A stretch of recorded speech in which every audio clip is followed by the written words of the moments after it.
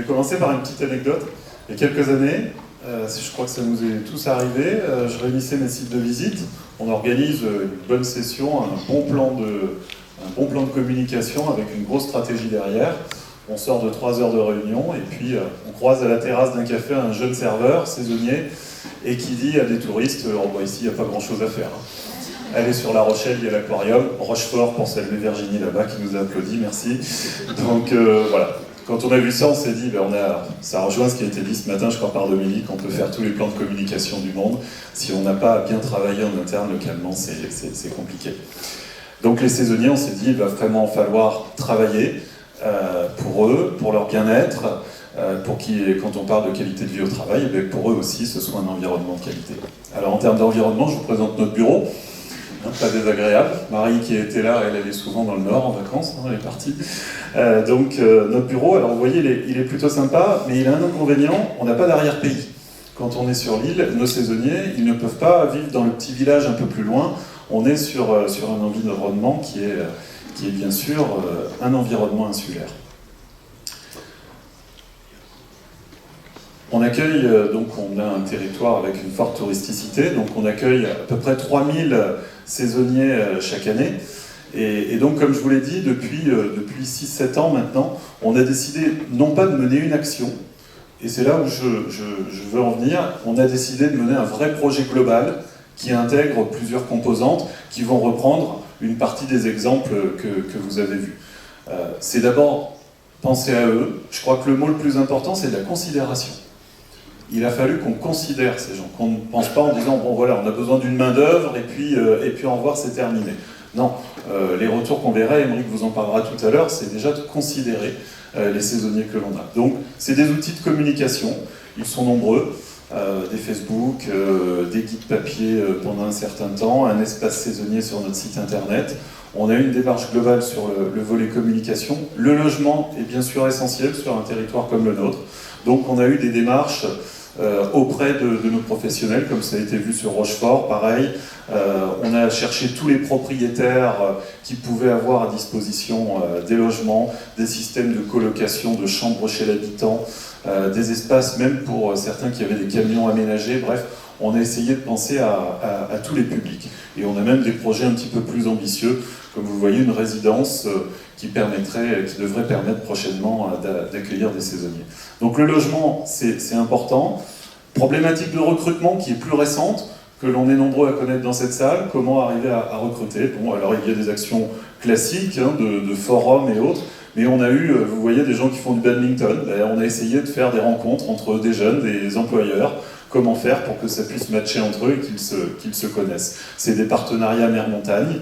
Et on a même sur l'île d'Oléron un groupement d'employeurs, parce qu'on a une activité ostréicole plutôt l'hiver, on peut avoir de l'activité viticole, et dans les campings, eh bien, on peut avoir aussi besoin de ces mêmes personnes. Et quand vous avez un groupement d'employeurs, 3-4 employeurs, ça vous permet de faire un CDI, et pour eux, vous voyez la suite, construire une maison et autres, vivre sa vie, et bien ça fait partie des démarches qui fonctionnent plutôt bien. Et puis je dirais que dans mon anecdote, je vais passer la parole à Émeric, on a surtout voulu, je vous l'ai dit, considérer ces saisonniers qui sont pour nous des ambassadeurs du territoire. Et pour bien vendre le territoire, il faut qu'ils le connaissent bien. Et donc je vais passer la parole à Émeric parce que j'ai un jeune directeur adjoint, et j'insiste sur le mot jeune parce que les saisonniers sont souvent jeunes. Et pour parler à un jeune, c'était bien d'avoir des jeunes dans l'équipe qui puissent leur parler. Merci. Donc oui, 2 à 3 000 saisonniers, donc 2 à 3 000 ambassadeurs potentiels du territoire. Or, pour une grande partie d'entre eux, ils ne viennent pas du territoire. Et donc on peut le comprendre, ils ne peuvent pas avoir une connaissance fine et exhaustive de l'ensemble des activités que l'on trouve sur notre destination. Donc comment améliorer ça? Finalement, on a cherché des solutions, on a essayé les formations un peu classiques. Tiens, on va passer une demi-journée en salle pour vous expliquer un peu comment fonctionne le territoire. Je crois qu'on n'a pas eu grand monde. On a essayé sur le terrain, pareil, assez difficile. Difficile aussi pour un employeur de libérer du temps à ses saisonniers, alors que quand ils prennent leur poste, en général, ils sont tout de suite sur leur mission. Donc il y a eu ça, il y a eu également les micro-formations, les dispositifs numériques. Bref, on n'avait pas trouvé la solution. Et on s'est dit, il faut peut-être trouver un biais, finalement un moyen de les inciter à aller découvrir les sites par eux-mêmes. Parce que sous la contrainte, ça ne fonctionne pas. Et c'est lors d'un voyage d'études à la montagne, on prend souvent l'exemple de la montagne pour aller chercher des initiatives inspirantes sur la question des saisonniers, et on était parti avec un petit groupe d'élus du côté de la commune des Bellevilles dans les Alpes, donc les stations Les Ménuires, Val Thorens, et en rencontrant leur espace saisonnier, ils nous ont parlé du pass, donc cette carte qui pour eux est un peu différente puisque la vie en station est plutôt chère et donc ce pass sert surtout à avoir des réductions sur des produits alimentaires, des produits de nécessité, un petit peu les forfaits de ski quand même, mais surtout pour la vie quotidienne. Et on s'est dit, nous on va s'en inspirer, mais dans un autre usage, c'est-à-dire plutôt pour y intégrer des gratuités pour les sites de visite et les encourager à aller visiter ces sites-là. Donc ça prend cette forme, c'est tout simplement une carte qui est valable du 1er avril au 30 septembre, que l'on distribue dans tous les offices de tourisme du territoire. En pleine saison, ça nous fait 15 points d'accueil. Et que l'on distribue aussi directement auprès des employeurs. C'est ce qui marche le mieux. Ça permet à l'employeur aussi d'avoir une démarche particulière d'accueil et un message de bienvenue lorsque le saisonnier arrive. On a aujourd'hui 75-80 offres à destination des saisonniers. Alors le cœur, bien sûr, c'est ce que je vous ai dit, la gratuité dans tous les musées et sites de visite, mais on a aussi des briques qui sont venues s'ajouter, gratuité et réduction auprès des prestataires d'activités nautiques, les loisirs, cinéma, salle de sport, bars, restaurants, entrée gratuite en boîte de nuit, important aussi, et des réductions dans certains commerces. Alors, toutes ces briques qui sont venues s'ajouter, justement, apportent vraiment une attractivité au dispositif, et on le voit avec ces chiffres.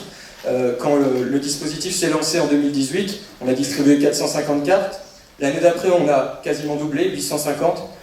2020-2021, c'est des années qui ne comptent pas trop en termes d'activité touristique, avec des chiffres qui ne sont pas significatifs. Et puis en 2022, on a relancé la machine, et là, 1200 cartes. Quand on pense 3000 saisonniers, du coup, on peut se dire, aujourd'hui, on arrive à en toucher 1 sur 3 avec ce dispositif.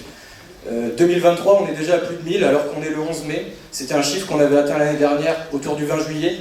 Donc on peut imaginer que cette année encore, ça va prendre de l'ampleur. Et quand on leur demande leur avis, puisque quand on distribue des cartes, on leur demande une adresse mail à ceux qui le souhaitent, pour leur envoyer justement un petit questionnaire de satisfaction, eh bien c'est assez parlant. Les activités gratuites sont géniales afin de découvrir l'île, car avec des petits salaires, c'est pas toujours évident. Très pratique pour les saisonniers, très intéressant à permettre de découvrir l'île à moindre coût. Le facteur prix revient quand même assez souvent. Très bien pour connaître et proposer aux clients. Ça tombe bien, c'était l'objectif. Super initiative, permet de visiter l'île avec de nombreuses visites gratuites que je n'aurais pas faites sans le pass. Bref, vous le voyez, et pour conclure, finalement, au départ, avec cette idée de faire des saisonniers des ambassadeurs de territoire, on a développé des outils qui sont aujourd'hui connus, reconnus, et qui contribuent à améliorer leur connaissance des activités, et donc la qualité d'accueil global aussi qu'on a sur le territoire, mais qui permettent aussi de les fidéliser à la destination, et même de se rendre attractifs pour ce public, parce qu'aujourd'hui c'est aussi ça la mission, on cherche à attirer des touristes, mais aussi des saisonniers, on l'a vu avec tous les outils, et à une période où ça n'a jamais été aussi important et difficile de recruter des saisonniers. Voilà. Merci de votre attention. Merci, vous voulez dire un mot ? Ça va un petit peu déborder, mais vous aurez le mot de la fin. Juste pour conforter ce que dit Aymeric, on a tous eu 20 ans, et à 20 ans, quand on fait un boulot l'été, on n'a pas 5 € pour aller visiter un musée et autres, et quand c'est gratuit, forcément, ça facilitait bien la chose. Et on a eu un reportage un jour sur France 2, suite à ce dispositif, et on a eu 3 petits jeunes qui nous ont dit écoutez, ici au moins on se sent considéré, il y a des chances qu'on revienne travailler ici l'année prochaine. Donc c'était pas grand chose, mais c'est des témoignages qui montrent bien que oui, il faut se mettre à la place d'un jeune de 20 ans qui vient faire une saison. Merci à tous. Oui.